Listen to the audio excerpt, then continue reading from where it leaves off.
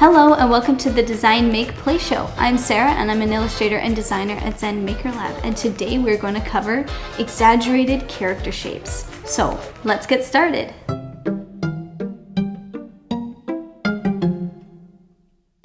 So what is the point of doing exaggerated character shapes? Well, the point is that we want to add personality and depth to our characters, and it can help storytell and add personality to the characters that we design. So let's jump right into that. So exaggerated character shapes. So to begin with, I want to show you guys these two examples on my screen here.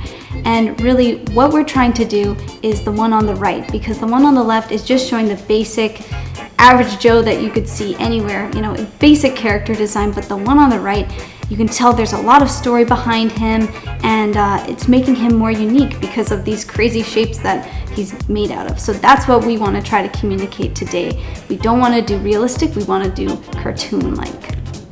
And so this example is just showing the one on the right is a realistic hand, and the one on the left is an exaggerated hand. And that's what we want to do. We want to take certain features of our character and really make them cartoon-like and make them really weird, and honestly, the more cartoon-like it is, the better.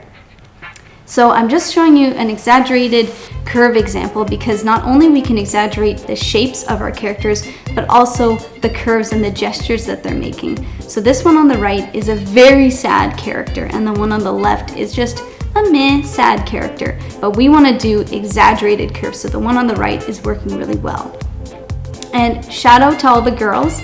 I just wanted to show this example because I think it really is cool to know that we can take already existing objects that we can find in daily life and connect them to our own bodies and our own different body shapes, because we're all unique in our own way. So I thought that this example was kind of cool because of that. So next, I wanted to show you guys this because, again, we want to use circles, triangle shapes to our advantage, like we talked about in the last segment. And again, with exaggeration, just go crazy and use shapes to your advantage and use them a lot. And these examples just show that the characters are all very unique in their own way. And again, the one on the left, as we can see, he's pretty much made of a complete square on the upper half, triangle as a head, and skinny little legs on the bottom. So it's making him come across as a very serious, kind of angry man. And the one on the right, she has a lot of personality, a lot of attitude, and that's all because of the gesture and the shapes that she's made out of. So now let's give it a shot. So I'm going to use my iPad here, and the example that I have right here is an elephant because I really like elephants.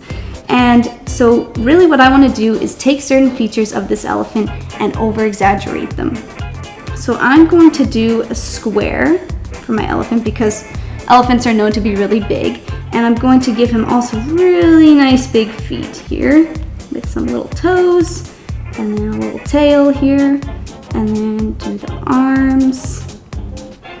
And then I'm going to do big, nice big ears because elephants have huge ears. And then I'm going to give him a little face, and then a little trunk here, and some nice tusks right here. And so that is my elephant. It doesn't look super great, I know. It was really quickly drawn, but really the basics of what I hope you guys took away from this is that we can over-exaggerate and take certain features of our character and make them look really cool by adding personality to them. Using the concept in this segment, I want you guys to try to draw an over-exaggerated monster using circles, squares, and triangles. So have fun, and I can't wait to be inspired with what you create. So ultimately, what I hope you guys took away from this segment today is that we can over-exaggerate our characters, and really what the intention of doing that for is because when we draw our characters, we can over-exaggerate their features, and it really adds personality and depth to our characters and helps storytell as well. And it can also bring out the emotion of our characters, and we can also exaggerate the gestures of our characters as well. So I hope you guys had fun. I would love for you to try this out at home as well.